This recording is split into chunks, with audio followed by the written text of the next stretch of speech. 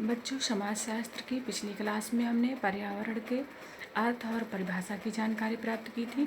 इस क्लास में हम पर्यावरण के प्रमुख प्रकार एवं संपूर्ण पर्यावरण का वर्गीकरण जानेंगे। पर्यावरण के भेदों के विषय में विद्वानों के मतों में भिन्नता है।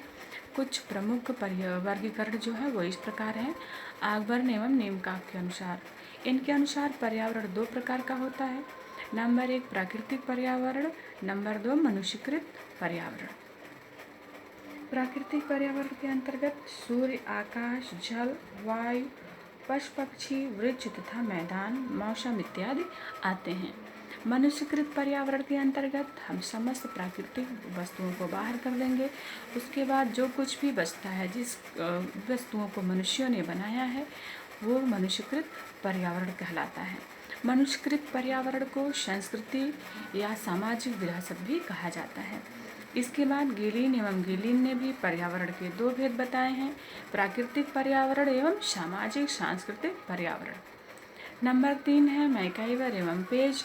इन्होंने पर्यावरण के निम्न 3 भेद बताए हैं, भौतिक पर्यावरण, आर्थिक पर्यावरण एवं सामाजिक पर्यावरण। चलिए इसे हम थोड़ा सा समझ लेते हैं।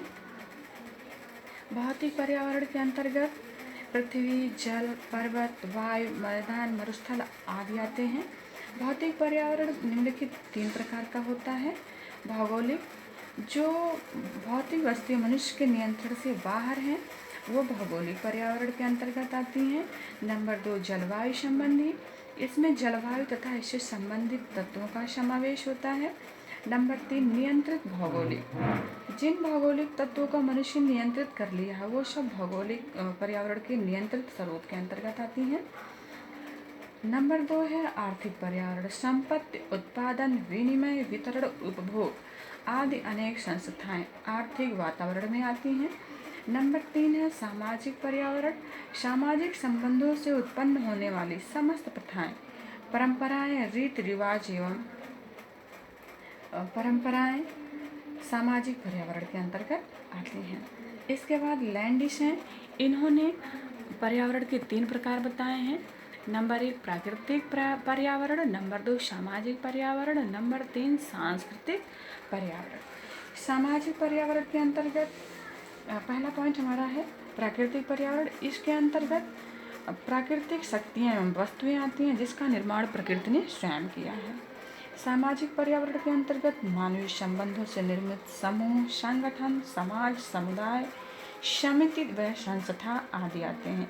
सांस्कृतिक पर्यावरण के अंतर्गत संस्कृति द्वारा प्रदत्त धर्म, नैतिकता, प्रथाएं, लोकाचार, कानून, व्यवहार, प्रतिमान आदि को सम्मिलित किया जाता है, जिसके अनुरूप मनुष्य अपने को ढालने का प्रयास करता है।